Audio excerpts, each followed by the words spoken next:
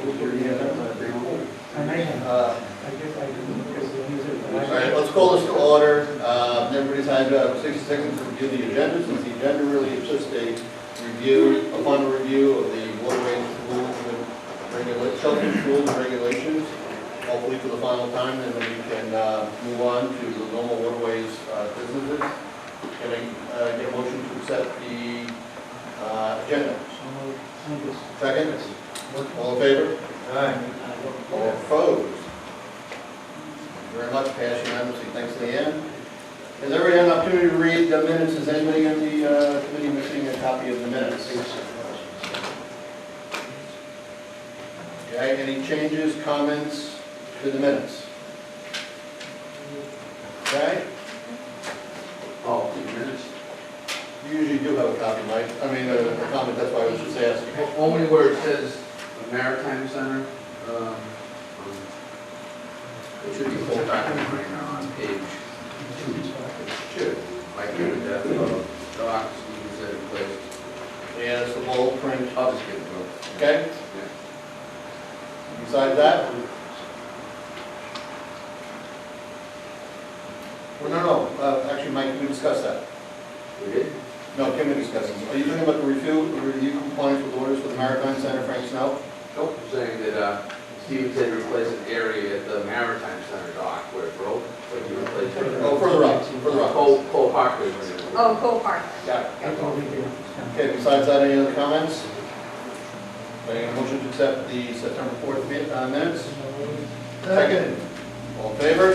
All opposed? Pass unanimously. Thanks, Leanne. Okay. With that, okay, I think we're probably going to have technical issues on this. Oh, no, it works. Look. Up? We're There you there. go. And you just had to say we were gonna have issues. There you go.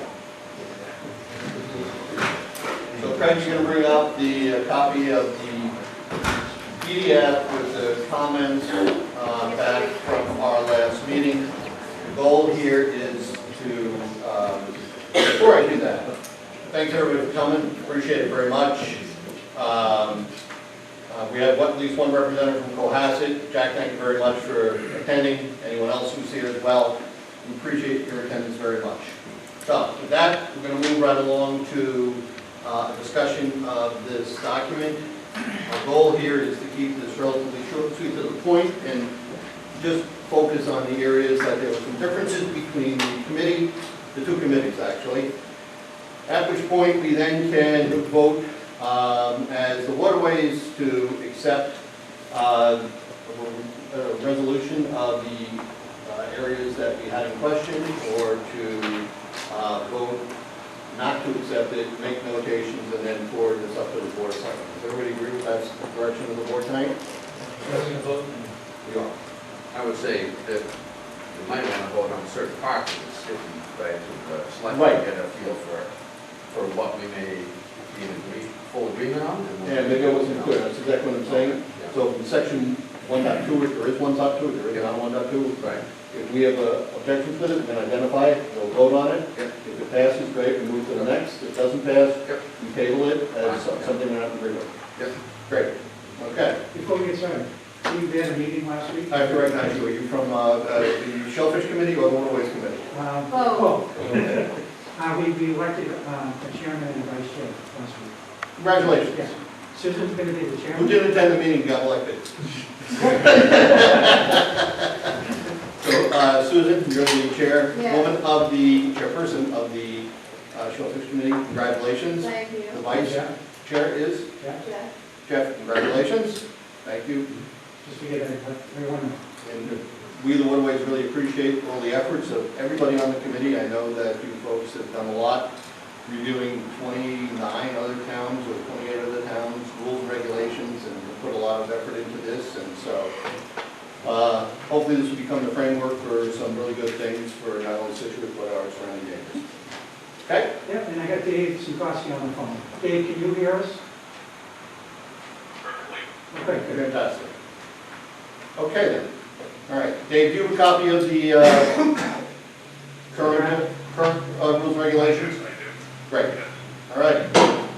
Okay, with that being said, I think that the first, so if you want to just arrow down to 2.0, there were a number of changes in really 2.0. The first were shall and may, and Rick, these were really directed towards you in the first paragraph. That's when Tony decided to go home, if I remember correctly, from the last meeting. But the real changes were some definitions, right? So I think we're fine with the first paragraph, the definitions that were included. And we tried to highlight them to make it easier. We highlighted the changes, and then the notes on the side refer to all your comments. So the assumption of the committee is that the only thing that's highlighted, the only changes were highlighted in yellow, there's no other changes that you did. Well, there's 4, so if you go to the note, there's actually up weller, down weller, and gear. So if you go further down, you're not through the whole section, it goes to page 2. So yes. The whole document, everything's highlighted as far as. Yes. Any changes were highlighted? Yes, sorry, I thought you, correct, I thought you were just referring to the definition section because you've only got 3 highlighted and we made 4 changes. Got Yeah, it. there's another one down. So yes, we highlighted the changes and then noted what the changes were on the side, based on all the comments. And they appear under your name, or your initials, We were right? trying to expedite the review process for you. Thank We're you. trying to help you. This is a good document.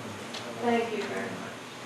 I'm trying to, trying to get us out before like midnight, right? Yeah, you Yeah, did. congratulations, Sue. Thank you.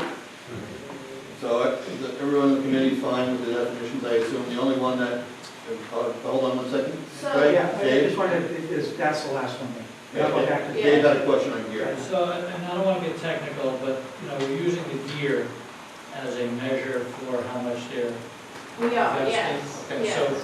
when you list all these things and you list a truck, and again, this is for the people that can analyze their report that says how much they've spent on gear. The truck doesn't need to be, I wouldn't think, allocated towards this effort. It could be a $80,000 truck that's spending $5,000 a year on repairs and fuel and insurance and all that. Is it dedicated to this or not? I just want to bring it up that it could be an issue for the people that are reviewing it. Certainly, a lot of these things, seed and all those things are absolutely allocated towards this effort. But a truck, something like that, could be used for, could be a personal truck.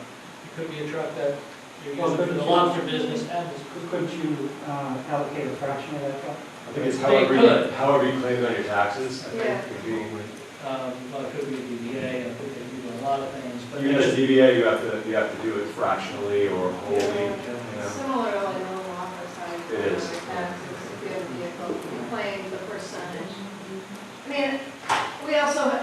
Arguably, we also have a very high amount that folks have to adhere to, so like $10,000. So I think the thought of the committee was to define it more broadly since the dollar amount is so high.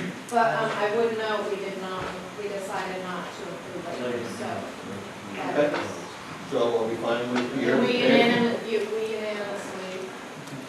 Okay, are you fine with it, Dave? We okay? Okay, good. Ready to move on? Hold on. Mike DeMayo. Thank you. So with David's point with the truck, I think you have to remember that we're a pilot program, so we want to set people up for success, and not limit them to too much of $10,000 per seat. I mean, we want this thing to go. Then maybe we can go back and amend the regulations at a later time. But then on the report, it would say whether. Yep. Okay. Okay, so the fourth definition that we added, And these are just definitions where there's no commitment or intention at this point for any help dwellers, outhouses, or anything else. not part of the plan. Not at all, but it was Outhouse would be nice though. It would be nice. Okay, added down there, no, nothing. so the fees, I have to commend you guys. Whoa, you blew right past So it. I wanted to see if I could bring them all up, Okay, that's all. So, yeah. so the fees, This is where the real magic So, happens. I don't know if you want an explanation on the fees. We tried to come up with something, we were given the task to come up with more fees, right? And it has to be like a service. And this was what we thought was the best We looked at. representation of what, because we would have to do quite a bit of work to look at the reports. So we did look at a bunch of other options. So we thought about 500. So the We first- thought that was too high. The first year would be like $5,700, if my math is correct. $5,750? After the first. Yep. Oh, no, 300 times 15. Let me pull up my spreadsheet, because I actually You're did. gonna It, get down. It'd be like well, 9,500, it's, it's 9,500 bucks, well, yeah, I mean, if I'm getting my math correct. $9,500, it depends on how many people apply. So you've got a If you- non-refundable If you granted $300. out 15 So if you had to 15. 5 growers, 5 growers would be $5,000, right? Where are you? I'm taking C and A, put them together. Hey, you could have 500 applicants. That's right. A is uncertain. Each applicant costs $30. Oh, I'm sorry, you're right. That's for the initial year. So after the initial year, let's say 3 or 4 more people end up applying. Just a guess. Yeah. After you have the first round of applications, you only have 5 farms the first year. At the end of the first year, you get $5,000 and whatever number of applicants. The next year, if you stay with 5, you get 5 and plus whatever. So that, I would really like to talk about the 1,000, because there's the opportunity. And MGL says nothing about this. It could be 25,000, it could be 1,000, it could be 200, it could be anything, right? I mean, I think you've got to charge people based on what would be reasonable for what the task at hand would be, or the service. If you're saying C could be 5,000, I'm just saying, you came up with a number. I'm just We saying you came- came up with a number. Right? we came You up thought with it was a We number. came up with a number of $1,000. That's that right, we- that you yeah. thought was reasonable. We thought $1,000 was reasonable. Maybe we had to start somewhere. Absolutely. I mean, We didn't the have that. state could tell us if we're not reasonable. That was the other question about this whole program. The state has to approve all of our rules and regulations, I assume, right? So all this gets, so not only local council, but state, whatever department or marine fisheries, or who reviews it? The Once- GMF. Yeah. So there's the opportunity. Yeah, I mean, we've seen fees up to $400 or $500, but it's been a while since the, like older, maybe the program was 5 to 10 years ago, so. In we're this thinking category, of this category. Of reporting fees. similar categories. What are the other categories? The other, what were the other, like, wasn't a landing fee, what was the other? Well, I'm not sure how many other towns have diverse fee structures, but in talking with Chris Scalacci and in talking about trying to find a fee for service, some of his suggestions were like a waterways access fee or a parking fee. We agreed that since our only access for this program is really Cohasset, we're kind of, stuck there and we can't do that. Well, and it's So- a public, yeah. And it's public, but you can still probably make a case for it. And then through some creative discussions, we came up with an idea where the corner marker buoys need to be deployed and then removed every spring and winter. And so what if we take that task out of the hands of the farmer and give it to like a town contract and say literally the cost $200 per farmer to do that, but we arbitrarily inflate it to say 1,000 or 2 per farmer to do that. But I ran that past Chris and he just sounded too like Providence You called politics. it Rhode Island politics. Yeah, he said it sounds like Rhode Island Being from Rhode politics. Islanders, So no offense by that. we came up with this and we thought this was pretty clever. This is per grant, does that mean per acre? No. So if a grant. person has 2, he still pays $1,000. Correct. Because reasonably assuming that you're still reporting like one farm's worth of Well, what we came up, oysters what and we came up gear. with is a reporting fee, because every year they're gonna be submitting an annual report for the farm. And so the service that we're gonna offer is to review those reports and pass them on to whoever as we approve these. So that there's the fee for service. Yes. That's the fee for service we came up Yeah. with. I don't know if And that's- mind you, no other town has a fee for this service, so that would be. And we think it is a pretty big administrative burden. for And that's the town. what we don't know. We've had some discussions at West Waterways and the Shellfish meeting where we talked about potentially seeing a budget. We have not seen a budget, yet we try to forecast revenue. And we have to be careful that we don't find ourselves in a position where it's costing the town money with no offsetting revenue. Like potentially run over once. Right. Right. Which is Tony's concern, and I know the rest of the board of selectmen, so the town spent approximately $5,000 so far. We believe there's going to be some more expense as well. So, seeing, So, yeah, with this, it's about 10,000 we would bring in every year. Well, first year, 5,000 plus the No. application. first year will be 3370, 3375. And again, this is a hypothetical Wait, assumption 30, that you're there's, subtracting money that was. but hold on, it's a hypothetical assumption that Briggs Harbor or Bass Beach area is selected and moves forward. So we're using that as a hypothetical, Mhm. because that hasn't been fully vetted by the Board of Selectmen approved, and et cetera, in conversations with Cohasset as well. So that being said, though, assuming that some parties, Cohasset, Scituate, whatever, some farmers had we issued 5 grants, which would be 15 acres. 15 times 25, am I getting it as 375 about? Yeah, And then the initial application fee, we said 10 farmers applied. Is that a fair number? Was that last meeting or 11, or was it 15? It's going to be 115. Okay, so that would be another 4,500 plus, 4,500 plus the 375 would be about 5 grand. Plus the In 5 revenue. grand in annual reporting. No, that would be the next year. yeah. You're not gonna, End of the right, first year. Yeah. Yeah. And that's then the next following year you year add the 5 grand. costs. So therefore, the first year, I'm just trying to vet out numbers for the Board of Selectmen. No, that When you makes go to sense. the next step. Yeah. So we have known some cost of 5 grand, potential revenue over here offsetting itself of a little over 5 grand. So what Howard was referring to was a budget would show any other costs that should be anticipated by the town. So Mike, I don't know how comfortable you would be in getting in a 13-foot Boston whaler that's got a hole in it out of Scituate Harbor and trying to get around over to Cohasset, because I think it's a 35 horse in the back. That's why I never used those.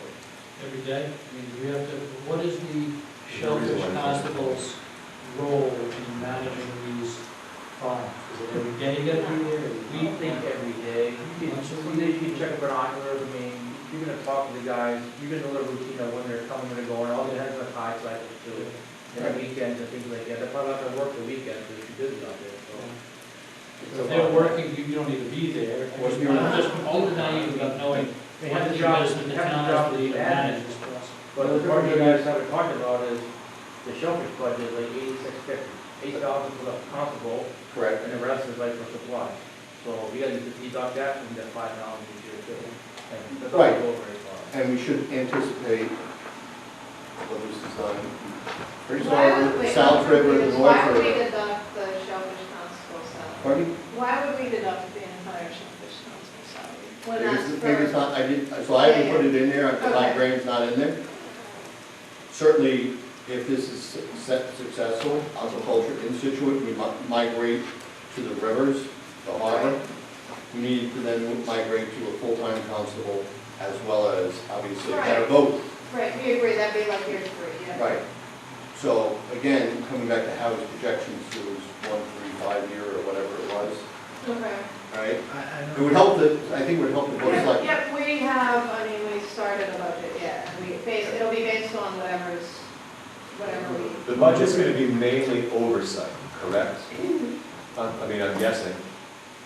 And in the first year, there shouldn't be a We whole lot don't of think need that there will be for much oversight. I mean, I can just do a little bit of a timeline as to what a farmer must do in the first year, if you like. Sure. So say in a perfect world, licenses were awarded in the spring. If sometime between May and August, farmers would receive their first seed. Depending on how much they bought, say they bought 200,000 seed. you would reasonably put those 200,000 seed in about 100, between 100 and 200 plastic mesh bags. And you put those bags on something. So before that happens, before you accept your seed, the farmer will have to install some low-lying PVC structures or cages to put them on. That's probably maybe a day or two's worth of work. The deployment of the seed is also, again, one day's worth of work.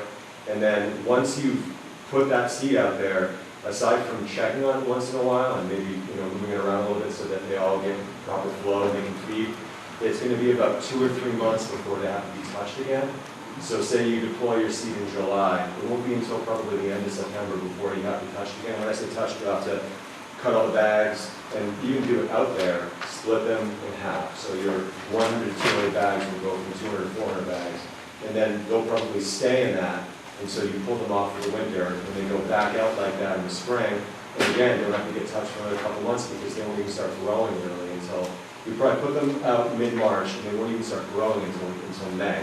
So, and then so in year 2, after about a month of growth, they'll have to get split again. There's not a whole lot of oversight that'll have to happen during that time, I think. I mean, I guess just making sure that people are staying on their grant, within their market territory and. Mike, you agree with that?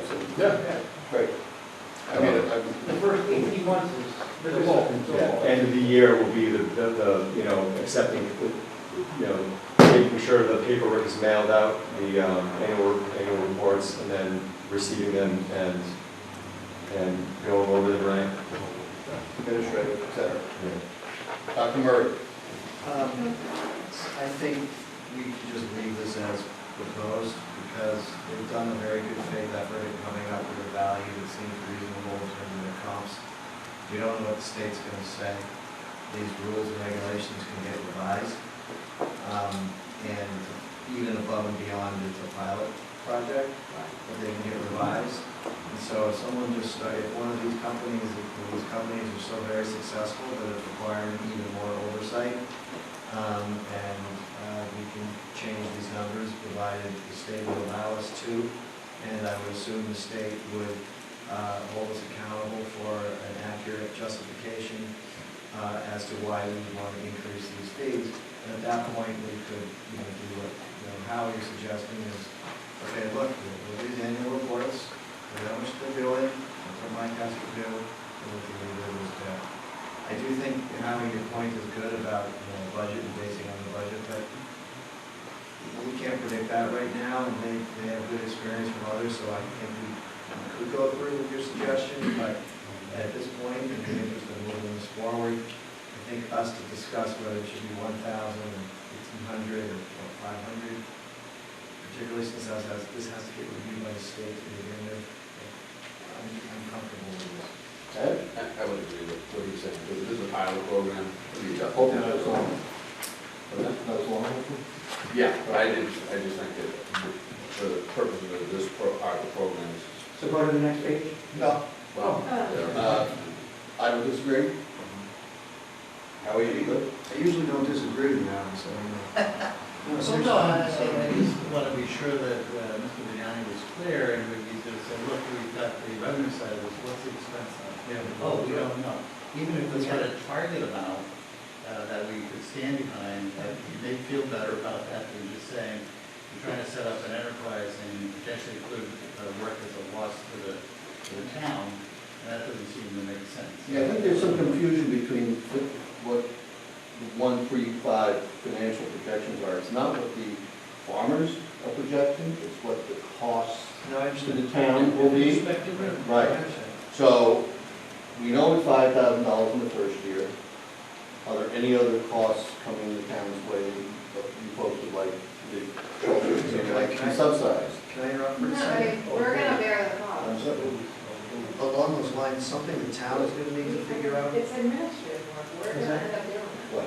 Right. something the town's gonna have to figure out on this is, where does the money go? Does this go into the general fund? Does this go into waterways?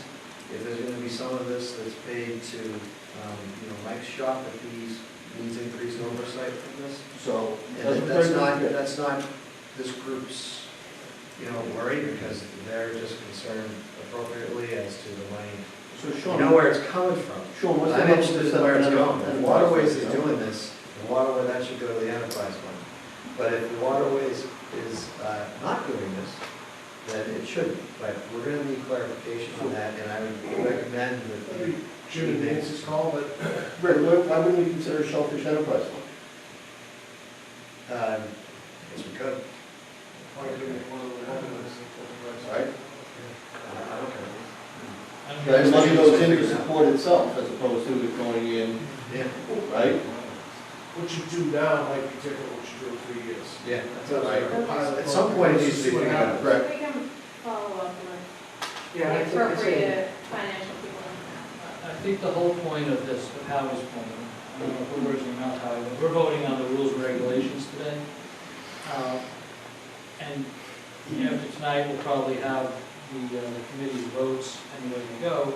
But the next time the board starts to look at it, you should come up with a 1, 3, and 5 year rough guess plan of what the expected expenses from the town and revenues that the town will. We'll have some numbers. Yeah. when we go in We're front of meeting you. here We're not getting before the benefit 10-1. of that right now. Yeah. We're Yeah, yeah. talking about them, we have ideas of year 1 or 2 anyway, but going forward. We'll have some rough numbers when we talk to the board of selectmen. We had a lot on our plate at the last Shellfish meeting, so That's we fine. didn't quite get to do that now right now. So is that fair, Howie? I mean, it's just fair. Yeah. Yeah, that's not a big deal.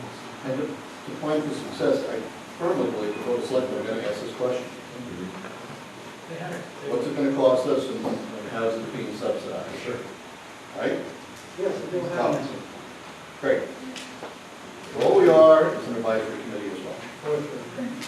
Okay, so, do we want to make a motion on the current language and the fees? And you know what section this is? Or What up like- to? what up Is there anything else? Is there a D on this? Do we want to get through 4 and 3? I think if there's any issue, we should just, unless there's an issue, we should just move on, and then we Right. can highlight where there's an issue, and then we would vote to confirm if there's Well, an issue. fees was a contested issue, Rick, so I just want to make sure that everybody in the committee is comfortable with where it is today. Tucker? Yeah, looks fair to me. I mean, how do you put a price on something you don't know about? Like Mike says, there isn't a lot to do. Did you get that out of Chinese fortune? Yeah. Very good. Next page. Okay. Thank you. What he said. And what he said. So, Rick, what you're suggesting is silence means acceptance, right? Okay, I'm fine with that. Yeah, let's get it. So unless anyone objects, Oh, good. you're fine. Dave Sinkowski, can you hear us? Any objections? No, sir. Thank you. Okay, let's move right along. Okay. Next item is application fees, 4.3. Okay? The application fees are actually also in Process. Application process. the process. Sorry, Oh, sorry. we've already passed these. Right. Okay. Okay? Like the 4B3, you know, if you're getting there through private land, you just need to know. Right. Use it. That was your comment, and we That added was that, Rick, I think. we added that sentence.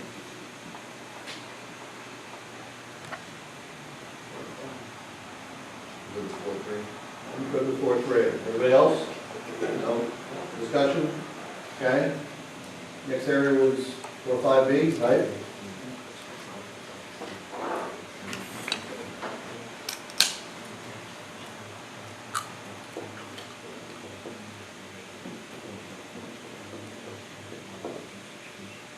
Rick, I think this is you, wasn't it? Yeah, I think it's, I just wanted to make sure to protect the applicant if there was a lack of action on behalf of the town.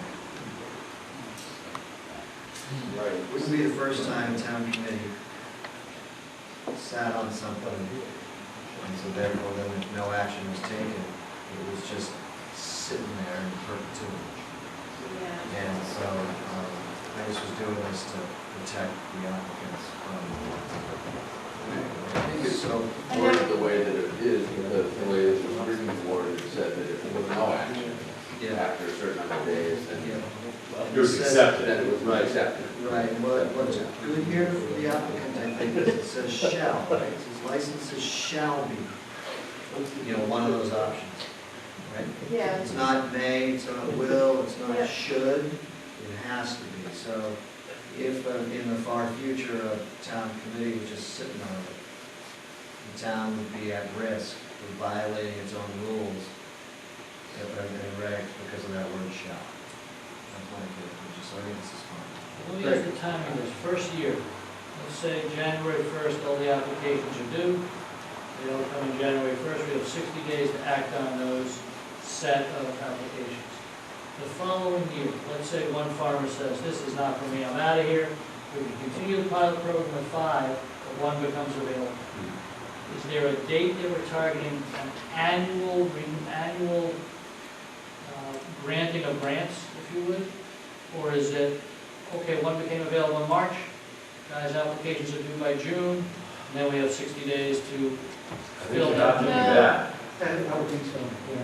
Because if somebody, if one opens up and Should we talk about that here or not? I mean, the Well, from idea a that, farming perspective, when's the most optimum time to be able to start a business? You can buy seed any time of the year, But typically. it has to be in March and May or something? Yeah.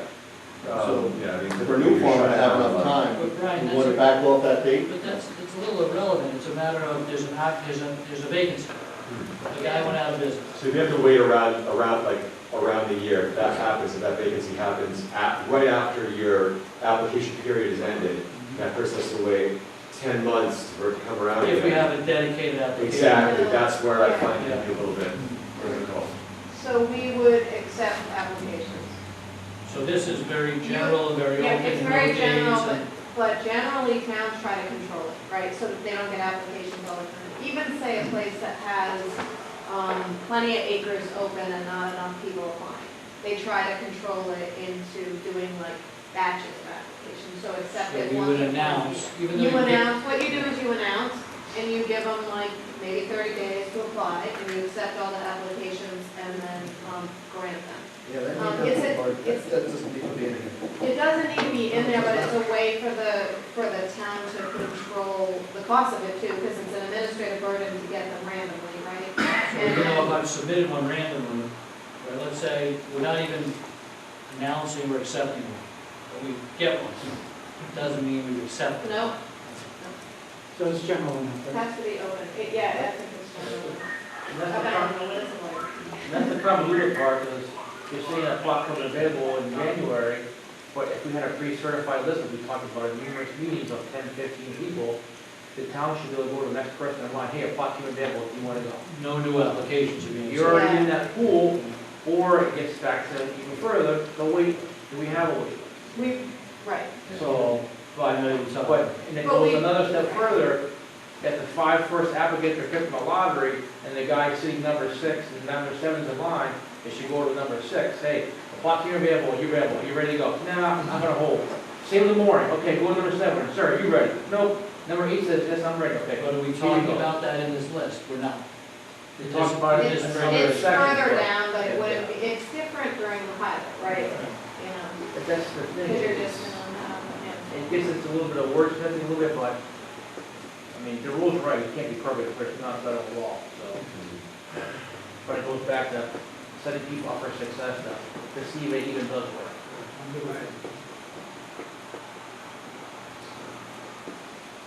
Okay, so everybody's fine with this wording?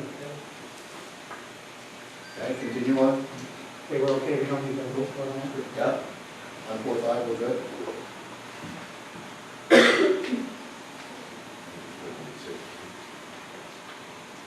I can't remember who, but someone thought it should be a benefit to the town, so I added it. Okay? I think it was fair. Yep, statistically likely so. I think so. 4.6, there we go.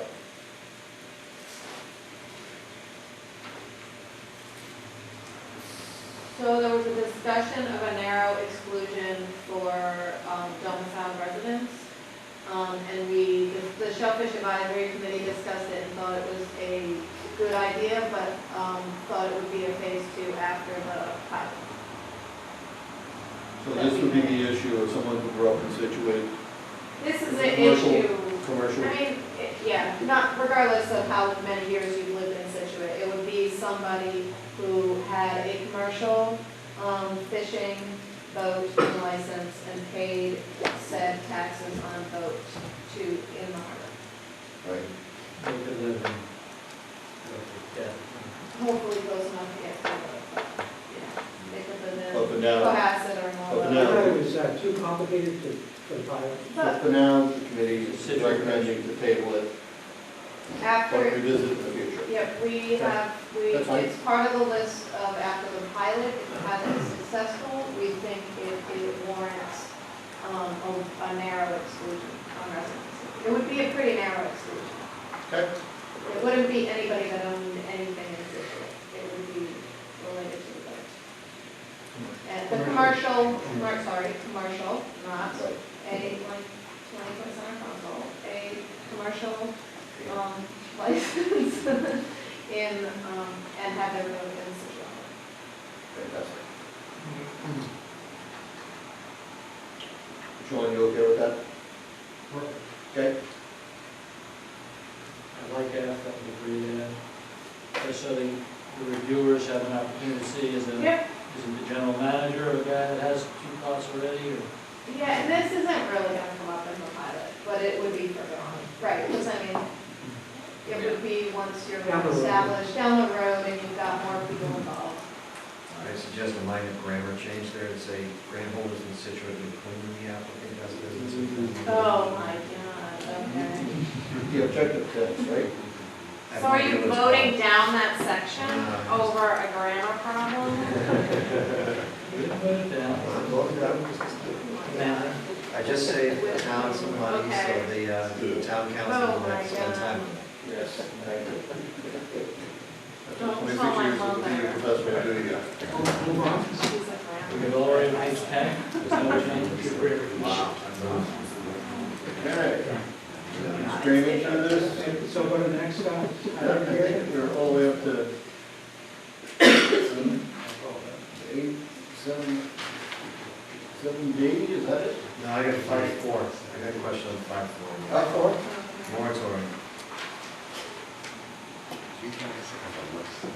Now, There's a lot here. You go all the way up to, in the annual. you there? 5-4. So we go all the way up to M. Go to M. So this is, my point is, this is a long, complicated section. There's a lot in here. And I honestly just wanted to have it explained to me what, I'm okay, come around, I'm okay with a qualified list, which is also buried in here, so that part I'm fine with. It's an M. Yeah, but I don't understand why we would ever need a moratorium.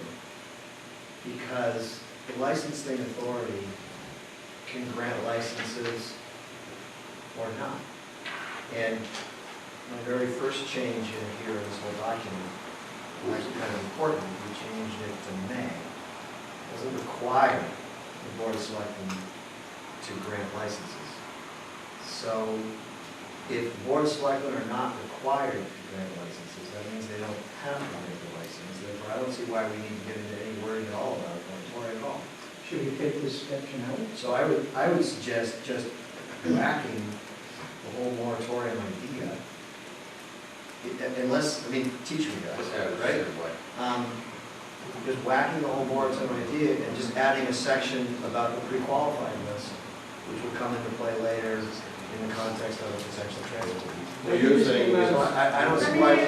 Where did this come from? Came from one of the. Yeah, but I mean, there's a lot in the moratorium, so I wanna like slow this down. Yeah, no, It's no, whacking I- like 2 pages Yeah, of. it's a long complicated, it goes all the way up to M, so that's why. Right, because it's part of the, The application process. right, in the pre-qualified list. And this, Pre-qualified it's list, like, I'm fine it was, with. we were calling it a wait list for a while, but it was, Yeah. they're not just, it's not just a name on the list, we would pre-qualify them. That And part there's I'm a fine fee with. to maintain on the list. That part I'm all fine with, I would just suggest renaming 5.4 to From be moratorium. instead of being moratorium, called pre-qualified list, and keep everything about the pre-qualified list in here. But I think moratorium is just- Moratorium is how you control accepting applications. Yeah, like you can say, we're not accepting any Right, applications. there's a moratorium currently because we're not, I'm just saying this is how other towns do it. And Sure. I think by us saying, okay, we have this pilot program, there's a moratorium on accepting, any other grants. Yeah, Or we you could- may decide to open up, but you may decide, say there's a moratorium. So like on the website, you could, in the shelter section, you say there's a moratorium on applications. And I would rank that. It's how you control the applications. Correct, but I would suggest that you don't need to do it that way, because just like we said, to Dave's point about, and your point earlier about, okay, we're accepting applications all the way until May 30th, right? That's not in the regs, right? So you just don't accept the applications. This policy does not require you to accept the applications. You're saying keep it more broad. Yeah. Yeah, don't over-regulate.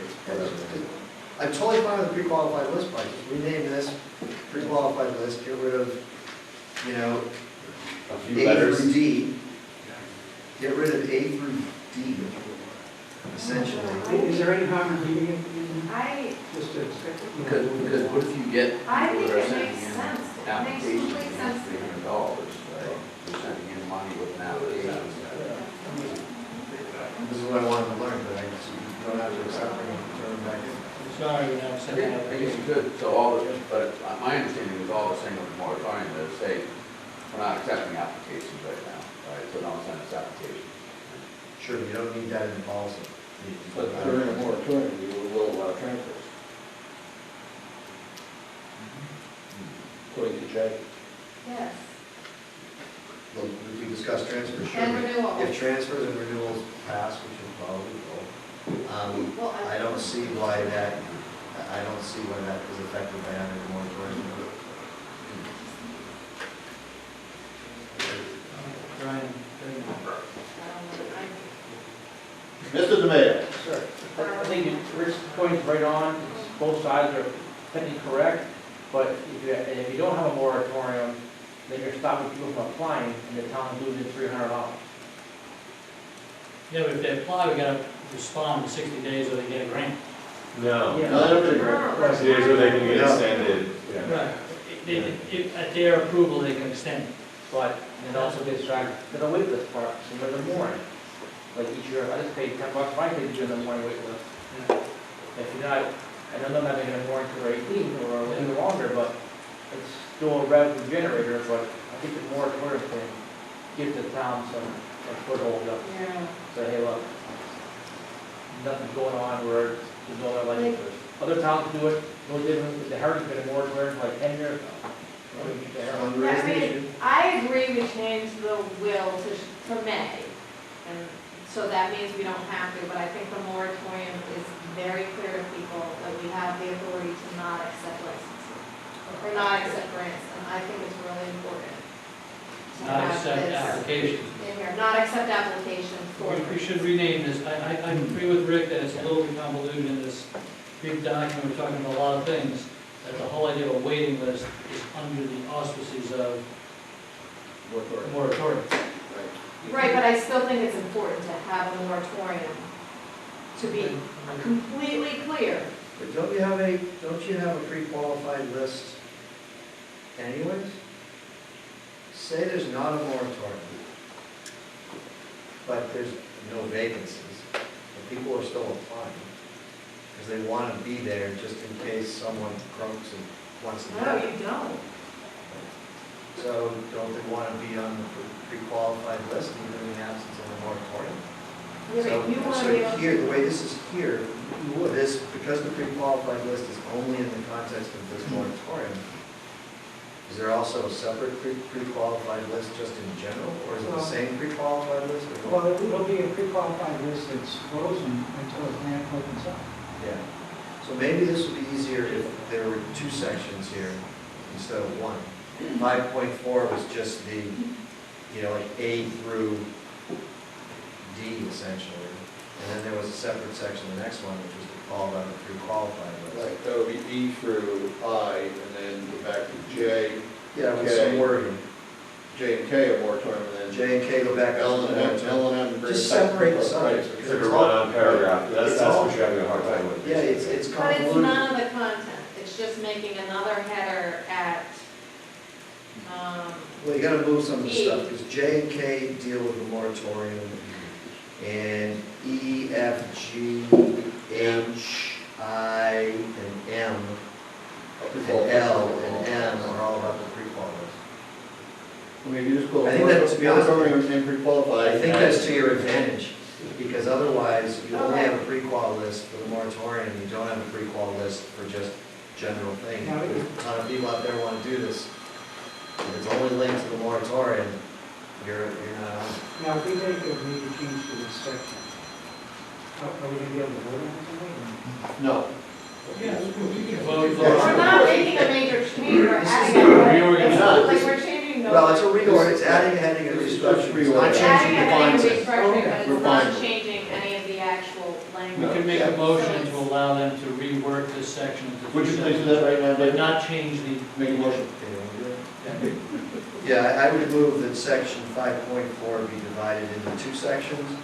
So the new 5.4 would deal with the moratorium, which with minor wording changes for necessity would essentially include the current A, B, C, D, needs to be revised a little bit, D,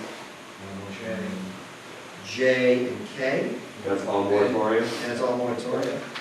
And a new section 5.5 be added dealing with the matters regarding the pre-qualified list, which is essentially E, F, G, H, I, L, M. Okay. and L, and M. Second. Can I get a second? Second. All in favor? Aye. Opposed? Okay, that's great. Just for clarity. All right. Aye, thank you. Oh, sorry about that, Can you do some posing? Thank you, Dave. So, I do want, oh wait, okay, that's perfect. Want to go back? So it will not change the numbering, because the next one's 6.0. Awesome. David. Right. That's Okay, why, that's what I your was. word out. that's why I suggested new sections. Okay. Okay then. This is under 7.1, 7.0. No, you're on, So nothing has changed. oh yeah, there was nothing, you had no. Nothing was changed and we have that I have investment. a question, I just want to make sure, I think this is worth it. On 6.1, Yep. Brian, okay. Dave mentioned this during the, Which day? this day, Friedman mentioned, Mr. Friedman, sorry, the discussion about gear, including a truck during the definition stage of this conversation. I just want to make sure that we're fine with the context of this book here. It's a 10K per acre, including gear, which includes the truck. Personally, I am, but we'll plan the discussion so it doesn't have to circle back and talk to you guys later. I just want to make sure that we discuss it here. Yes, sir. I agree with it. No, that's great. So I have a question. The costs are not gonna double, and you have 2 acres, correct? No. No, I think that was. So we're requiring 10,000 per acre. Yeah, to me, it sounds a little, it's gonna price some people out, it sounds a little bit steep because the price doesn't double or triple. Correct, because the cost don't double. The cost, don't, yeah, the cost. Revenue hopefully does, but We're the going cost. back and forth on that one. Yeah, there's some of us on the committee that still feel that it's a little high. I was thinking / hoping that we would have more of a conversation with the board of selectmen, maybe get a set of years on it. But, I mean, I'm comfortable with where it's at for now. I mean, I'm thinking, again, this is an easy change, but, if you have 1 acre, it's 10,000, that's fine. If you have 2 acres, maybe 50. You could change it per grant. Then you can really No, money. because then if somebody's got 3 and then somebody's got 1, I mean, that's. What's that? If somebody collects, only takes 1 acre, Yeah. and somebody else takes 3, then the grant, they would penalize the guy with 1. Well, It's not a straight line. well, no, but like James said, it's, the fixed So you're costs are actually going to paying be. more for 3 than you would for 1. I do agree with Brian, though. Yeah, but not much more. But it's not like twice as twice. Right. You're No, I'm not gonna- saying it's twice and twice. You're not I don't gonna- think it should be per grant, is what I'm saying. Oh. But like a 10, 15, 20, maybe? I'm fine with that, I'd be fine with that, too. but now you guys make the changes. Yeah, I mean, We'll we have another also, meeting. I mean, I'm just kidding you. I will say, I mean, these are regs, we can go back and change them if we realize Right. the Yeah, first that's- year that we were horribly wrong was putting $10,000. I mean, this is a pilot, Yeah. and, we were super loose on the gear. True. So We I, might be wrong, and if we're wrong, we will open up the regs and change it. I think that's fair, exactly what you're saying. Yeah, and And I'm you guys recording had- saying that. You guys had meetings and discussed it with audience participation, so we're not gonna countermand that, we agree with this. So We'll we leave it want the to way it leave is. leave that. Right. On I the mean- flip side, we really do want serious folks out there to really test out, not Okay. just put a handful of bags out. Right. Exactly. So it's kind of a balance, but we will, David, Rick, you with us on this? Okay. So everybody else is fine with that? No, hold on for a second, before you exhibit, you do, thanks. So on C in that same area, we're staying with the 10,000, right? Per acre, which is about 20,000 leases per acre. Okay, Okay, vote for that. right? We're all good? So we're in 7D? 7, non-commercial. So, this was not a comment, but then we started adding up all the costs, and then we realized, well, maybe, you'd be, Scituate High School would be on the hook for $1,000 for recording. Sure. We didn't feel, so this is specifically the We're non. already to 7D. You're jumping to 7D. Yeah, sorry, that's where I thought we were. Are we not there?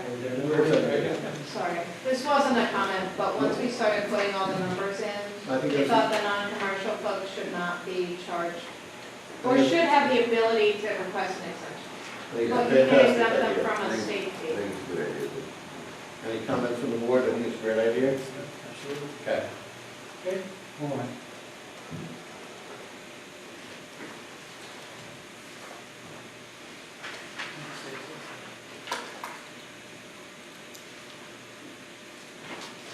Reason to So this was an easy add. 8.6. You wanted to be clear that it was the licensing authority was Board of Selectmen.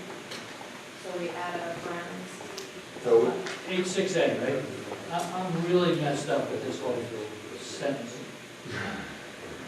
Read it slowly. I know, it's. Any license granted may be transferred with the approval of the licensing authority. That is very clear. Right. Now, is this next thing that's, Board of Selectmen? that is the like- licensing authority. Right. It's a licensing authority. 2, any person to whom it might originally have been granted. So we're transferring it, and it's already granted, just, it's not saying anything. No, it's saying that the person that is going to have the farm transferred to them has to satisfy all of the original minimum requirements that anyone who has applied has to satisfy. So they have to be a town resident, they have to be on the pre-qualified list, right? They have to have submitted an application to the Board of Selectmen and been vetted, basically. Pay their fees to any person who it might have originally been granted. Yep. I mean, that is the way that it is in MGL, and so we just left it, but just to clarify Yeah, that. that's right out of the word. So A and B are MGL. It's perfectly unclear. I mean, Does you're transferring. what I said though make sense? No, No, but you said it makes sense. We're just saying it's perfectly clear, right? It doesn't say that, it doesn't say what you said. Yeah, It's yeah, not. right, You have originally to been read it granted. like 10 times and then like stand on your head, but then that's what it means. I just feel like once you get, once what I just said is said to someone, then they should be able to get it. But someone who's like reading it the first time is probably gonna be scratching their head. I just circled 2, being transferred to somebody that it's already been granted. To any person to Well, whom it the might have title- originally been Well, granted. No. Might have Might- originally been granted. So might- they might originally, so they're eligible originally. Vital discussion. Rick, please, help us out. Two comments on this. One regarding Dave Friedman's comment on the language. I too find it confusing. I think as you were just saying, it's a lot better you just say something along the lines of any person or company who satisfies all the required conditions, you'll reference back to section 4.6. Because the point about saying it might originally have been granted is way too big. That's just my grammatical suggestion about how to address the concern of the wording. My second point about this is overall. Will you vote for it if I make that change? That's hard. And that's, you know, to be honest with you, the town council. Fair question. The town council is going to decide that, but that's just a suggestion. Okay? Right. I actually still have a problem with the whole idea of transfer. All right. I made all my points, the other day. And when you look at it here, I want to make sure I understand what this says, because maybe I'm just reading it, but I might not have a problem. But let me get my head. Basically saying that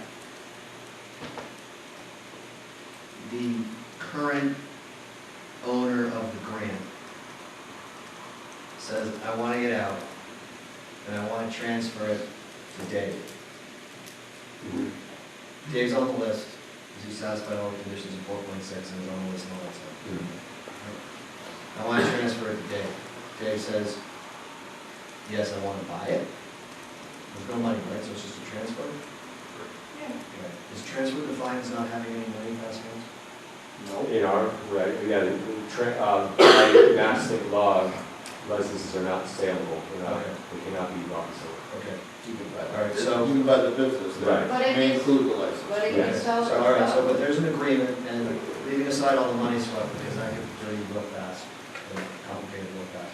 But still, it can be worked out between the grantee, current grantee, and Dave, and then the selectmen just have to say yes or no. Approve it or not. Right. Okay. So it puts the selectmen in the position of having taken action in the negative.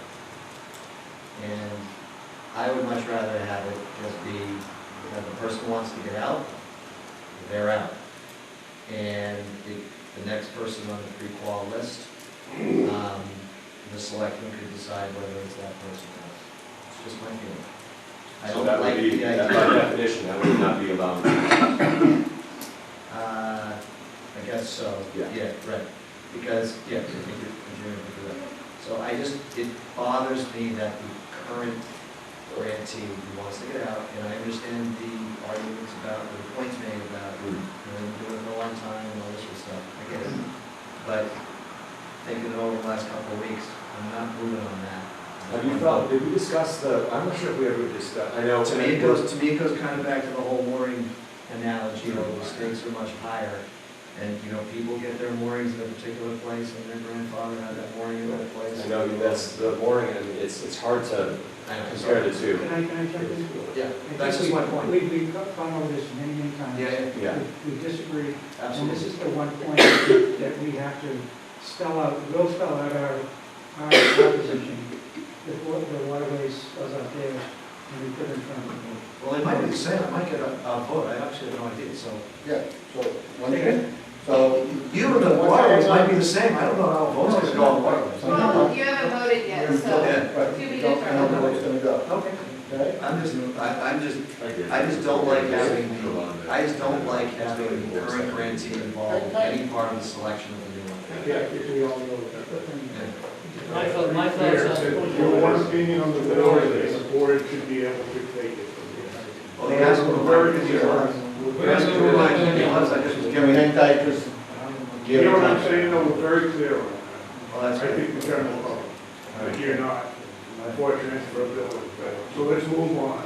He asked for my opinion, you have a problem with me expressing my opinion? No, but you do it all the time. It's not that, say it over and over every meeting. Keep on over. So, hold on for a minute.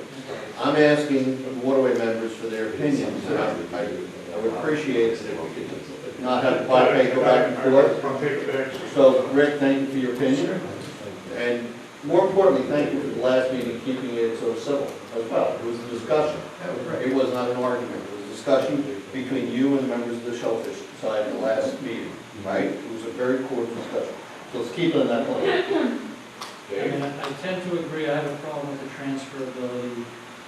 I'm onto the financial side of it, not that the person's making the decision I see a problem like Tony did with the concept of we're giving this person, we're granting this person a great opportunity to grow oysters, have a farm, have a business forever, effectively, as long as he keeps up with these minor conditions, making a lot of money, and then chooses to, even though we're not talking about the money, sell not his grant, but his business, to a person effectively of his choosing, and the town doesn't benefit at all. So the town's just an innocent bystander in this process, so I have a problem with that. I asked at the last meeting if there's any way, if it's illegal, if it's, because there's money that's going to change hands. You can't sell a grant, but you're selling a business. But it's not to his choosing. Hold on for a It's a minute. free list. I know, It- just- it- So you're a member of the Waterways, Yeah. right? And so I just want to go down and get his opinion, okay? He is choosing, he Thank can you. choose from any of those 6, 8, 10, 20 people that are on this pre-qualified list. And the selectman can deny if it's his brother-in-law, if it's a general manager. We may choose, or the selectman may choose to deny that person because they don't want such an ingrained group of farmers that are so limited in their diversity. But they may not, they may choose to.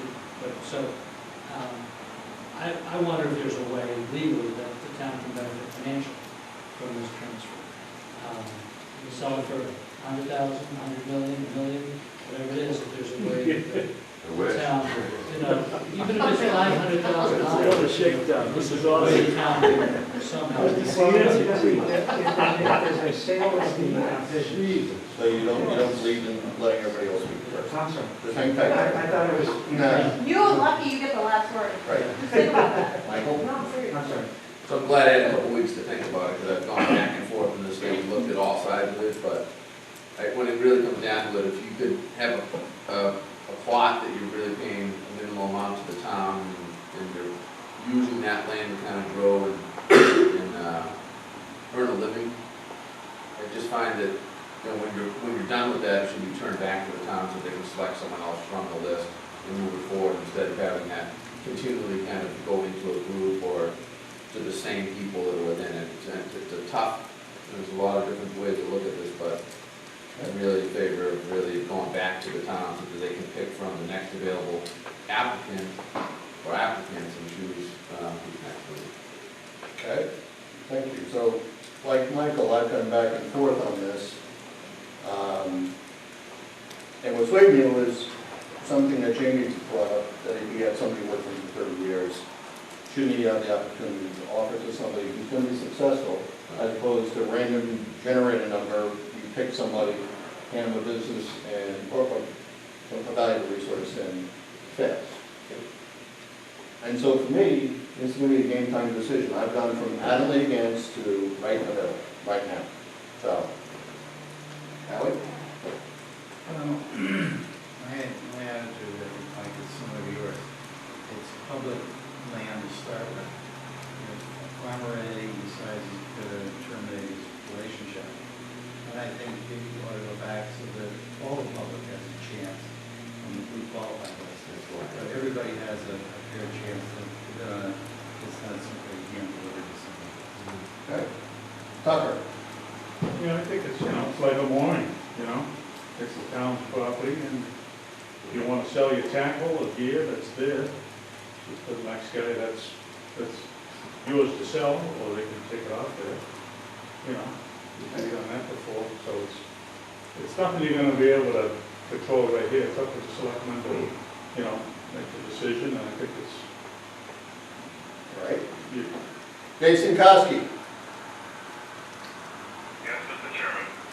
do you have an opinion on transferability? It hasn't changed. I don't believe that the public land should be transferred. And this conversation should be limited to the grant and not to the equipment. Okay? Craig? I disagree. I think the idea of transfer is fundamental to the issue of these people putting a lot of effort and a lot of risk, a lot of money out there on those grants, and that they should be allowed to, when it comes time to get out of the business, they should have the right to sell that business and be involved with the transfer of the grant to the next person. on the list. And I think we've talked about this a lot, and that's our opinion on the shellfish. All right, so before we solicit a motion, is there anybody from the Shellfish Committee that would like to speak? The audience, may I ask a question? After the Shellfish Committee, sure. I'll speak as accountable. It's a slippery slope. You guys can all make valid points. You can talk about it, go different than a restaurant comes in, goes to business, sells it, the town gets nothing, liquor store, the town gets nothing, but those are on town land. All the property out there is the Commonwealth Highlands. Controlled by the state, Commonwealth of Massachusetts, but controlled by the town of Scituate. So as far as transferring a business, a grant, call what you will, it's tough. It's really tough, and it's really hard to control it because you have a pre-qualified list. If a person A has a great business, doing very well, and goes to that pre-qualified list, the first guy's gonna say, no, I'm not buying too much, next guy. So he's really paid to play. The next guy, number 12, can say, hey, I'll give you X amount of dollars, I'll take it. It's not really fair, I don't think. And that kind of gets back to the wait list, it gets back to all those little things of how you want to manage this. It all gets back to managing the grants and the plots. So I'm torn on it as well, and I'm not making an ultimate decision. Susan? Can I just say one thing? I am definitely for a transfer. We started out with the word shall in there, and we changed it to may. And I think, the more I think about transfer, I think it's really, I want the selectmen to have the ability to transfer.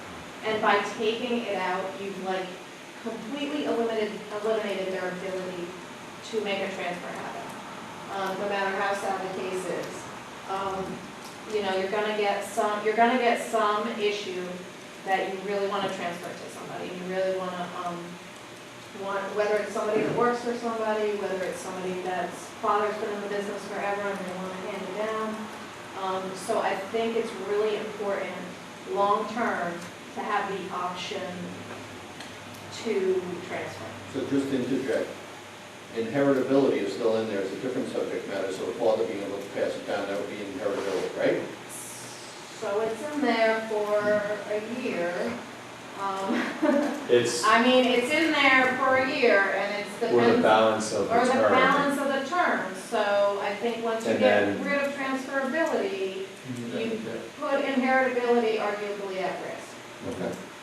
So you can inherit something for a year or the balance of the term. So again, you're not giving the selectmen the ability to truly transfer the license. You're giving whoever has inherited the license, which is state law, whoever has inherited the license, for them to for a year or the unexpired term. So the unexpired term could be 5 years, whatever's the longest. So you're really just giving them a bridge to transfer.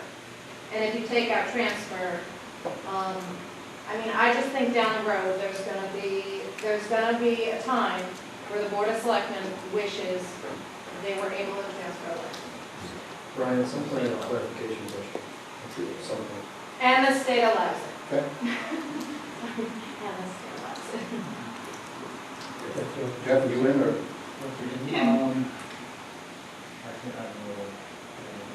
I don't have anything to add. Okay. So yeah, I'd like to just add to what Sue has to say, that I don't feel, so I've said before that pretty much every state allows transferability, and Massachusetts is the only state that has allowed the decision to be made by home rule, by each, municipality. And roughly 25, 26 out of 29 municipalities have chosen to give the power to the Board of Selectmen. They're not necessarily in favor of transferabilities or of, some of the nefarious things that happen. These are all repeats. We're constantly repeating the same moment. Yeah, but Dave, I think everybody else had an option to speak, and I think it's unfair for the Waterways Committee to be able to have kind of like a closing argument, and for the Shellfish Committee not to have a closing argument. Would you agree? You are. Okay. So, yeah, I just wanted to echo what Sue said, removing the ability for the Board of Selectmen to have the power to make special case decisions I think is, you know, it's a slippery slope. I vote to keep it in line with MGL, with state law. Well, with state law Allowing it. Either or. Either or, yes, yeah, right. not saying that it has to happen. And my one argument would be that there's no, just echoing off of some of the comments that you guys made, that there's no economic benefit to the town, that this farmers making a ton of money and selling their farms when they're all done, and there's no benefit to the town. I would argue that by not allowing transfers, one would take away there would be an economic hole if you were not allowed to transfer. If you were to take, say, Island Creek, that employs, say, 30 or 40 people, and they sell 14 million oysters a year, and say Scituate Duxford did not allow transfers, their license, when they decided to sell the business, would have to go back to the list, and they couldn't control who it went to. So Island Creek oysters, it could potentially just end. And that's a massive, you know, economic juggernaut in Duxbury that now doesn't exist. And in 1, 2, or 3 years, the person who now has that license may have some oysters to sell, but not 14 million. So I find that, you know, it will hurt the town economically by, you know, if we have 5 successful farmers out there, by having to stop and restart every time the licenses change hands. Which theoretically will not be at all. No. It's a 1% problem. Yeah, every 20 years. That's what we're really discussing, it's 1% problem. I agree, Dave said that we. And we'll go through the others. I just have a question about clarification. I want to make sure I understand the situation. So with your point there about Island Creek oysters, without a transfer, and they say they're done, and they've got all the kit, they've got all their equipment and stuff, they could sell the equipment to the next person of the board of selectmen. There's nothing preventing that other than the private negotiation between incoming and outgoing. Right. So to me, that helps mitigate the potential for downtime and loss of revenue and loss of oysters and things like that. So I just want to make sure I Because you understand. force to do it to somebody that they don't choose to do it. Yeah, I get it, but I want to make sure there's no, Probably you one know, percent. no legal barrier or something. And Susan, to your point, if there's no transferability, wouldn't it just work? It's not taking power out of the hands of the selectmen, I don't think. The license goes back to the board. There's 15 people on the list. And in essence, the board of selectmen, if the first person doesn't, the first entity, I don't know if it's a person, but the first entity on the list isn't qualified enough, Well, according to the it's sections, the board of selectmen say no. So it's actually, it's not removing the selectmen from the selection process. It's actually giving them more power because they're not burdened with having to say no. And I would also think that the outgoing grantee could certainly write a letter to the selectmen and say, you know, I urge the selectmen to seriously consider the candidacy of, you know, Joe Blow Company because, you know, that sort of thing. So I Who's don't. not Wait, number 1 on the list, but who's maybe 4. I guess, Yeah. I mean, the I selectmen. guess I thought I heard you all say the next one on the list. And it's all a pre-qualified list, so Yeah, right, how it's pre-qualified. would I you was- say that they're unqualified? My understanding of what I was proposing, and maybe I was proposing not what I was saying, but it would be from the list, but not necessarily the next person on the list, because the selectmen are the licensing authority, and provided there's justification, they can essentially pick anybody for the list. I thought it was the first person on the list. Yeah, I think I heard first on the list, like Maureen, over and over again. Well, I'm not sure how you monitor the first person on the list, because there's not going to be a process where people get in line to sign up, right? I mean, a bunch of applications are going to come in, they're going to have time stamp them as they come in to say, okay, you're first, and you're second, you're third. Right, we're throwing a hat. And you didn't talk about ranking them, you just said you're either pre-qualified, you're not Yeah, pre-qualified. well, Yeah, so yeah, I pre-qualified list. pre-qualified or So not. that's why I wanted to make sure I understood what you're saying, because to me, we're not tying the hands of the selectmen at all, I think we're opening it up. You guys be qualified, you did say you're gonna be grading them as So far that's as. just my point of clarification, I wasn't trying to express my opinion again, I'm just trying to find out what's going on. Thank you. Okay. Well said. One final comment, so what I understood was you're gonna be grading them as well, so you'd be pre-approving them, grading them based on some sort of merit scale, and that's what the selectmen would have to choose from, so. But I was not requesting to be in an order. And I also have a comment, Brian, it's okay. So because if we choose to suggest that transferability is not an option, that does not preclude the current farmer from, he says, I'm going out of business. And that's in January. And in March, a new person gets picked by the selectmen, and it's Joe Blow. That existing farmer could say, hey, you want to buy what I have, including my customer list, my stock that's in there, that's written, I got 2 million oysters ready to go, do you want it or not? And can sell it for whatever you want to sell it for. And that could be a separate independent transfer. It's more like you could sell it to whatever that person wants to buy it for. Yeah, Sure. That's the problem. Yeah, I think that's, you're back into a corner. Yes. Okay? I also think, yeah, I guess if you just were to take out the transfer section, it would be the next on the list. Or I don't know if you're proposing, I don't know what you're proposing, if you're disagreeing with this but agreeing with a different set of language. Well, I guess I guess the clarification might be order is, what's more important to the Waterways Committee? Is it the issue of fairness or the issue of worrying that farms will get sold for like mass quantities of money? If it's more B, there is a way that you could, assess the value of a company based on previous years and projected and assign, like the Board of Selectmen could control it, control a transfer. It's more the issue of fairness, public lands, that kind of, that's more your issue. So, to answer, instead of us going all around again with our opinion, I think it's fairness and public land are the issues. I think the majority of us, right?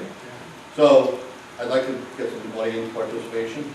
I'd also like to go to our colleges and maybe those short on this case. Please, Bob Wigmore, Scituate Waterways. Thank you. I gotta tell you, I've sat through meetings for a year, and I'm honestly disappointed. I really am.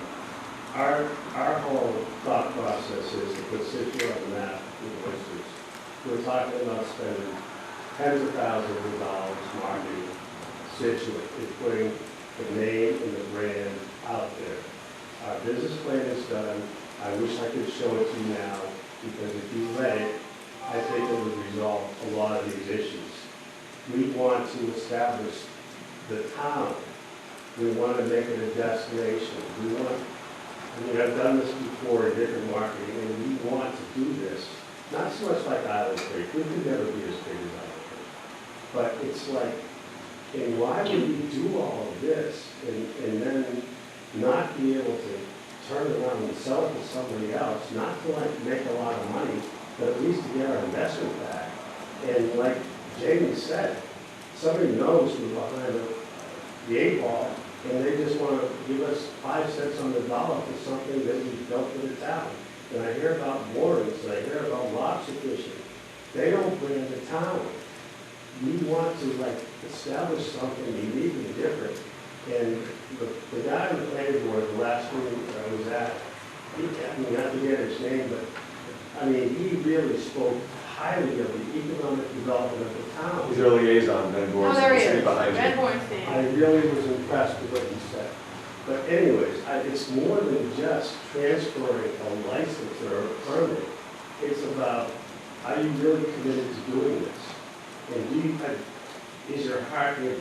And it's not about making a lot of money. It's about, it's about establishing something here and making different. And I drove over the bridge coming up 3A, and I looked at the spit, and it was low tide. I said, my God, what a beautiful spot that would also be for oysters. This town has something unique. Cohasset doesn't have it. We do. And I know we talked about Cohasset, but we can put Scituate on the map if you guys would just forget about all the money and just look at the uniqueness of the economy and what we can do for the town 10 or 15 years from now. I mean, I'm not young, I'm not 20 years old, but I'm still willing to commit to this. And that's my only point. Thank you. Appreciate it. Any other comments from David? I'm sorry. Oh, Ben Bornstein, 99 First Parish Road. I'm also a member of the planning board. I just would voice my opinion that I thought about this a lot as well, and I think that I am in favor of the right to transfer, mainly for kind of what Jamie brought up, the economic. We're really trying to start a small cottage industry here at its inception, and the first people that are going to go in, and especially that are going to be engaged in the pilot and all this, are going to be taking a big risk financially and just otherwise in the amount of energy that they're going to have to put into it. And I think that too, I think it would create a gap when you have to go to the next person on the pre-qualified list rather than having that person, the current grant owner, maybe find somebody that they already have a relationship with, whether it's through employing them over the years or whatever. They could also transfer those operations. So let's not forget there's probably going to be employees involved and things of that nature. So all of a sudden, you know, we keep bringing up equipment, but there's also the business entity and the employees and kind of just that engine that's running in the background. That is intended to go away if the transfer, you know, can't be made. I know they can always sell the business in private negotiations offline, but I think not having the right, to be realistic about it, not having the right transfer would make that further difficult, and I think that would leave somewhat of a gap there. Trying to think. And then I agree with Susan's points as well. Okay. So thank you, Ben. But just as a counterpoint, if Jamie had somebody working for him for 20 years, sometime during that 20-year period, if the person had interest, they could apply and get on the qualified list, right? Sure, but Hope that the board selection shows them to have the Right, list. no, I'm just saying, so it could be somebody getting on the pre-qualified list that they would be then selected, right? I believe I have the way everything, the methods of how everything's set up, I agree with. I just think that I don't think we should at this stage get rid of the right to transfer. I think down the line, if there's some sort of issue and it seems like, you know, somebody's monopolizing the whole game out there, we want to, you know, add this in, then we can go and amend the bylaw or the regulation. But I think that at this stage in the early, you know, this could be a potential new piece of the local economy, and I think at this early stage to not allow that would be potentially a hindrance to that. Okay, thank you. David? Name, address? Dave Haley, Marshall Ave, Scituate. A lot of, you hear the correlation between this and lobstering quite a bit. And even though we're fighting over the same bottom with traps, and whereas this, we're gonna have designated areas. We can't run a business with the size and capabilities to produce a living without a mooring. So when we go to transfer our business, there's hoops to jump through to transfer a lobster business. So in that respect, it is similar. As far as someone being able to pick and choose whether they're going to give you a nickel on the dollar for your stuff because they know you want to get out and you're kind of stuck selling it to this guy. So in that respect, I think some transferability, has to happen. You have to be able to pick who have some foresight where all your stuff's going to go. You build up this huge business, and then to just kind of let it go into a hat that someone's going to reach in and pick out a name. I just don't think that's right. But I think this whole argument is kind of moot anyway because it's got to go in front of the Board of Selectmen. I think we're arguing over verbiage and words and stuff like that. So we are, you're 100% correct. At the end And of although the day, this is repetitive to many, I wanted to let everybody speak on it because this is a very important point. Okay. So, that being said, I guess we take a motion on this. No matter what we vote, obviously the Board of Selectmen Yeah, so I guess, So first on the motion on the verbiage on 86A, before we make a motion on the right to transfer. well, it's kind of moved because it wouldn't go away. It would go away. So you want but I still would want to do it reverse order. Yeah, Because no matter what, that's confused, because if they if Yeah, I the board of selectmen overrules us, Yeah, I that's still. understand. All right, so let me try a motion, so, motion would be if the right to transfer is retained by the Board of Selectmen in some form, the wording in section 8.6.a, after the parenthetical phrase of Board of Selectmen, be refined to say, be revised to say, to any person or company who satisfies all the required conditions as described elsewhere in the rules and regulations. Can I interject? You said company, is company? I thought it was. Yeah, we do individuals, we don't allow. Right, no companies, companies. so- All right, sorry, to any person, thank you. Okay. To any person who satisfies all the required conditions as described elsewhere in these rules and regulations. Okay, something like that. Second. Let Can you, town council can figure it you out. just Someone- individuals, so. Yeah, sure, the Okay. person was there Any already. individual who, can you say that again so I can Who read it? satisfies all the required conditions as described elsewhere in these rules and regulations. Okay, Susan, could you read back what you got? Any individual who satisfies all required rules.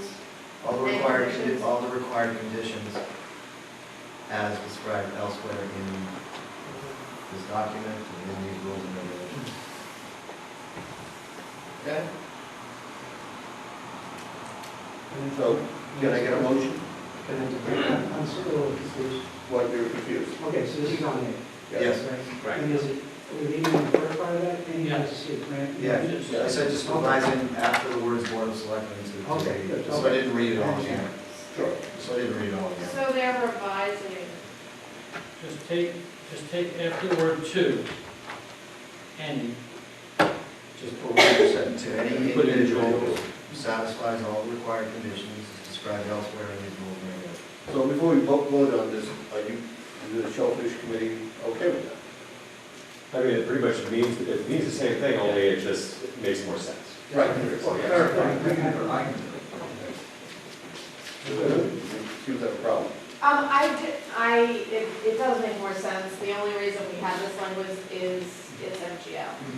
So, Well, I think it makes more sense. yeah, I mean, it makes more sense. I don't, We can leave yeah, this in. I can Anybody else live with, gonna I change can their live with law? that if you vote for the right to transfer. Make it, The first part is the key. But I guess you're voting, you're saying no to transfer, No. but if. We haven't said anything. Oh, okay. I just, the motion said if the right to transfer is approved by the Board of Selectmen, and, right, if the right to transfer is approved by the Board of Selectmen, that 8.6.a be revised such that after the words Board of Selectmen, it say to any individual who Okay. satisfies all the required conditions as described elsewhere in the rules and regulations. Okay. That's the motion. Should we agree? It's only moot if I'm guessing that this board is going to say no on the right to transfer. The selectmen might say, thank you very much for your advice, but we want to have the right to transfer. Okay. So if the selectmen say, yes, we want to have the right to transfer, we're just suggesting go I'm with fine with that. Are you guys all fine with that? it. Makes more sense. So, Yes. get a second on, Okay. get a second, all in favor? Aye. All opposed? Thank you. Now we'll move to Now do a motion. 8.6, There you go. Yes. right to transfer. So, move that section 8.6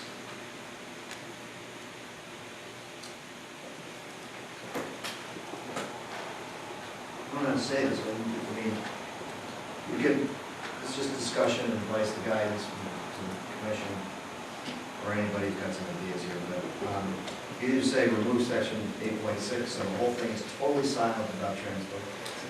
Or we would say, revise 8.6 to very simply say there is no right to transfer. I think you would want them to do. It's very clear. If we don't say anything, what happens? Yeah, right, so, okay, so I would move that revise, section 8.6 be revised to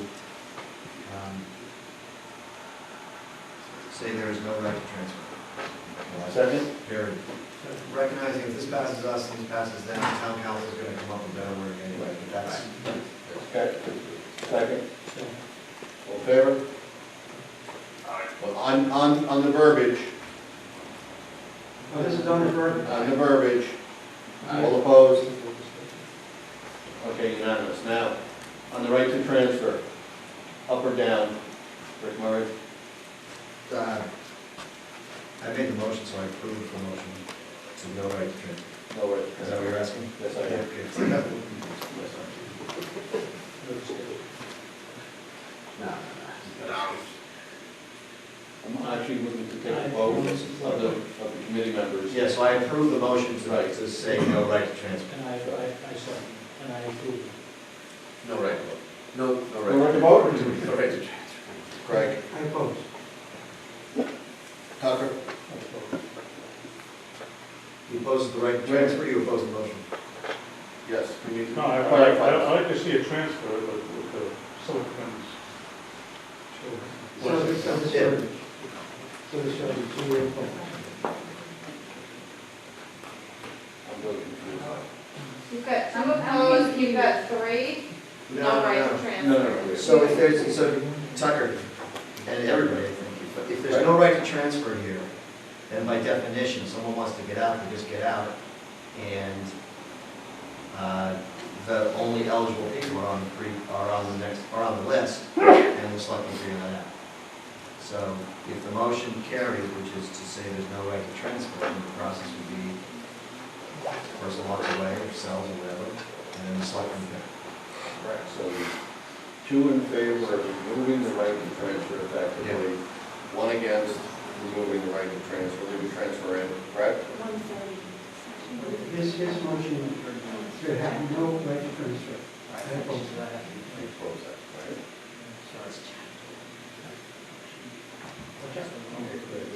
You were correct. Aye. It's because of the Four. Ryan, it's up to you. What are you gonna say? You were in the Game middle. time, So where's 1, Stevie? 2, 3, 4, Five to against two. right to transfer. Your- And I'm actually Your vote for doesn't even transfer, matter. so it's 5 to 3. 5 to 3? Okay. Okay? Okay.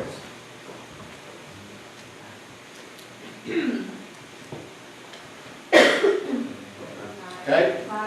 So technically, 7 to 5. Yeah, so 5, so just to make sure we're all, so 5 So supporting if the you're all motion. counting at home, 5 it's support the 7. motion to remove to. 7 to 5. Five in favor, 3 opposed.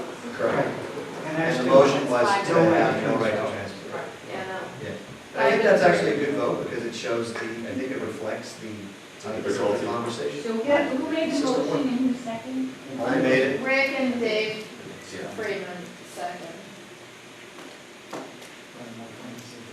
Sure. There's a grammatical error in that section 86A. See, per Mass General, it should be chapter 130, section 58. Town Yeah. council would have no idea what that means. Yeah, I'll, Just so you know, you're already on to make that note in your Section 158? section No, 130. it's- It's chapter 1, it's- section 1, section 58. Yeah, it's right below Yeah. in the right to inherit, just not, doesn't exist in the right to transfer.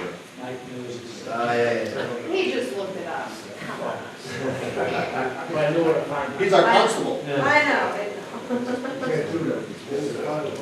It probably just has to be a Final mistake. vote, just to unconfuse everybody who's just double confused, is the Waterways is making the recommendation for no transfer, 5 to 3. Okay? To the board of selectmen. And we will formalize that in a letter to the board of selectmen. Okay? And at this point, that's the only thing that we have a problem with in the rules and regulations. Right? But the Yeah, night is so far. young. I think we're almost done. We're almost done. Yes, we are. Yes, the night is young. I think we're The very night good. is young. Okay? Next one? Try and find it. I have a question on 8A. On what? 8A, 8, 8. The marking of boundaries? Right, so, and this is maybe for Mike, so these are plotted out by GPS, right? Um, Yeah. Isn't it up to the town to actually mark these boundaries so the farmer knows where the boundaries are? No. No. Yeah. Oh, I'm The sorry. town's responsible for doing the corner points of the whole 32-acre plot. Right. That's on the town to mark the whole road Yeah, you area. know, then we name it Right. 1 through 32. Right. And X person farmer, you got number 16. And these How are about the punts. Plot A, plot 1 through So why don't we 32, but require- under the pilot program, we're not gonna be using all 32 acres, so we don't need to mark the whole thing. I don't feel. So we would just mark the outer corners. And Of this is each the acre? licensee needs to mark their section, Their own, per the their own regulations. section. Okay, so we give them the coordinates. Yep. And you would confirm that they put their markings in the right place. Yeah. Right? That's what the site plan would do that. Yeah.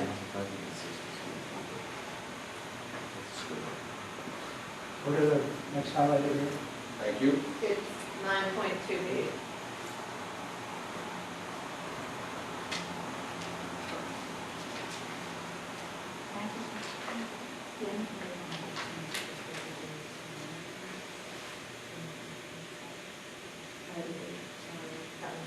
Sorry. Susan, what's happening on B there? Are you taking out that highlighted sentence or are we? So- Can we go back to 8.7? Thank you. I just realized I forgot to highlight something. And it's because I made the change in the meeting.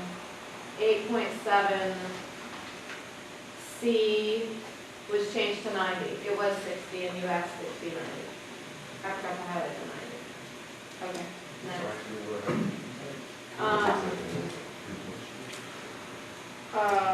9.2 B, the last sentence, and I think this was Rick, asked where this came from, and it was not MGL, so we decided it should be deleted.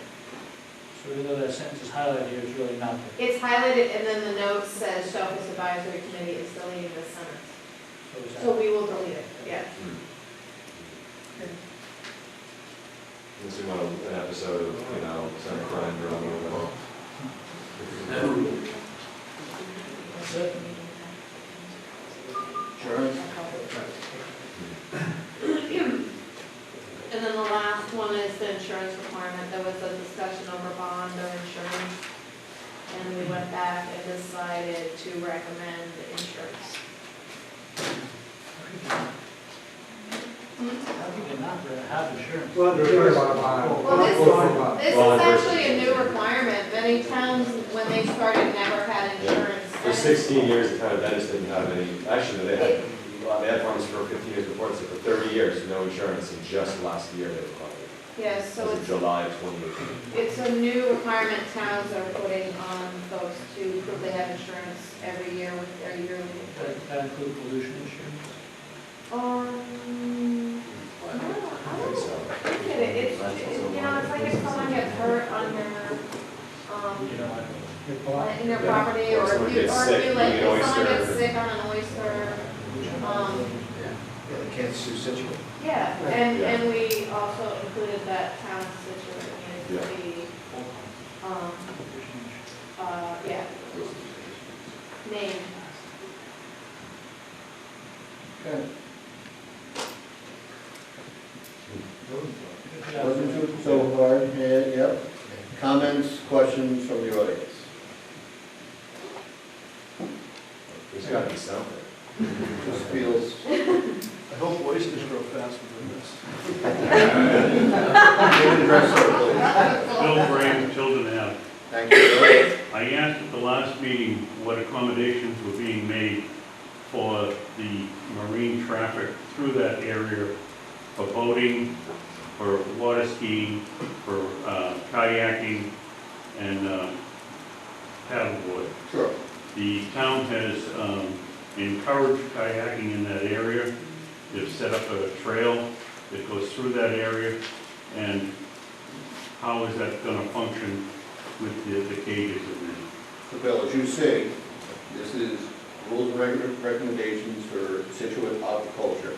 It's non-specific to any specific area, whether it be the North River, South River, Basin Beach, Scituate Harbor.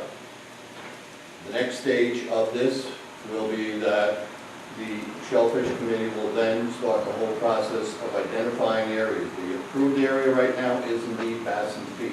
Conditionally approved is Scituate Harbor. No, is the rivers. Not approved yet is Scituate Harbor. And we're going to tackle each one of them individually and move forward on those. Those are very valid points that should be brought up to the Shellfish Committee when they are addressing Basin's Beach. This is rules and regulations for the entire town of Scituate. Okay, but you've already established a grid pattern that has I have all not. elements. No, we have not. They have proposed, working with Department of Marine Fisheries, an area identified in Basin's Beach as possibly having it up to 30 acres. We haven't approved anything. We're not voting on that. That's not, in our jurisdiction, it's just strictly rules and regulations. So that will be something that the Shellfish Committee will address and then recommend to the Board of Selectmen. And I know that there's ongoing conversations between the town administrator and the town manager of the respective towns. I'm sure that that will be a point of discussion. Now, in terms of, I believe your last question at the last meeting had something to do with water skiing and tubing, right? The last one. But we know that's a no-wake zone, so that I think that. No, it's not a no-wake zone. It's in Cohasset Harbor, it's not a no-wake zone? No, it's not. This is not Cohasset Harbor maybe, but Briggs Harbor is not. Really? I would defer to our, The harbor master. the harbor master from Marshfield and the Shellfish Constable. Just look at it, it is outside the channel. However, you don't want people water skiing in a restricted area. So it would be marked totally as a restricted area, keep out of that area. You want people running over with propellers, spraying over off the oyster here. Or people falling off skis or tubes, hitting lobsters here. Be no different skiing through rocks, be the same principle. But Like kayaking and paddleboarding. Passive recreation is not a problem. Oh my gosh, they do it all through other farms too. So, can I just try to Power alleviate boats go those in things? there and pull up on the beach and spend the day. I think with the proposed area, it wouldn't affect that. So I tried to answer to alleviate your fears at the last meeting, sir, when I pointed out that most municipalities, and do we have it in our regulations where nothing on the bottom of the ocean floor in the aquaculture lease site can protrude above 18 inches? Yeah. I think we have that in there. Yeah. So It's in the, at high tide, which I believe out there in Briggs Harbor, it's roughly 7 or 8 feet of water. So paddleboarders, kayakers will have absolutely no problem navigating through there, even with gear underneath them. But how about half tide? Even at half tide, you'll still, if it's 8 feet at full tide, it'll be 4 feet at half tide. You've still got 3 feet, 2.5 feet in between you and the bottom of the kayak. and there's 50-foot 50-foot buffers. in Yeah. between each. What about water systems? Water skiers wouldn't be able to go in there, wouldn't be going there anyways. They said they do. So Susan Bryant with CSCR, she's the one who clued me into the fact that that's a no-wake zone. Yeah. And that people don't generally water ski that far in. That it's further out. That was confirmed at the last meeting that it wasn't a no-wake zone. I'm not sure it was confirmed. I guess we really need to actually research that and have it We can plotted follow out up on on if that. it's in the way zone. Where we're specifically thinking. So when is the next Shellfish Committee meeting? Where we can discuss it further if you guys are curious, yeah. We haven't chosen one, but I believe probably sometime before October 1st, we'll have another meeting. So But if you go to the website, the Scituate website, you can sign up to get alerts for any committee. So like, for example, even the Waterways Committee or the Shellfish Committee, and if you sign up to get alerts, you'll get an email alert when it's a meeting. Because we do our subscription list. Every time we post an agenda, we email it to whoever subscribes to the list. So I would encourage everybody here to do that as well. fair enough, Bill? With Waterways, that's how Waterways. So there's no answer on it at this point, it's not addressed at this meeting.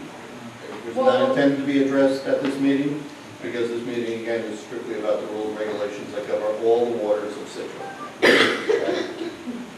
Fair point on your side, but it really should be addressed over up to the Shellfish Committee. Yeah. Okay? Yeah. Thank you. You're welcome. Thank you. Any other questions? Okay. Can I get a motion to adjourn? Second. Oh, I'm sorry. Okay. To approve everything but 8.6. Good point. You should make a motion to approve it. You should. Thank you for, I move to thank you for approve, keeping us later. I would move to approve, forwarding on this document to the board of selectmen with a cover letter explaining the vote, major issues that we feel, One major issue. any major issues, which could be one, any There is only one. Okay. to the board of selectmen, to the board of selectmen. Great. Can I give you a quick one without a one? Oh, yes. Yes, please. Yes. So If you can would. We would like that, but we Can need you to vote motion to tonight. set that one?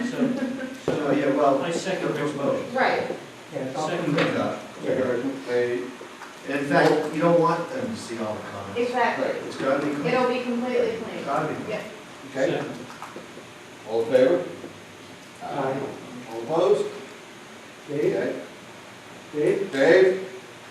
Dave Sikorsky. Yeah. Did we have to catch a plan? You probably hung up on you an hour ago. All right, so passed unanimously, and, or actually with Dave Sinkowski abstaining. Okay? All right?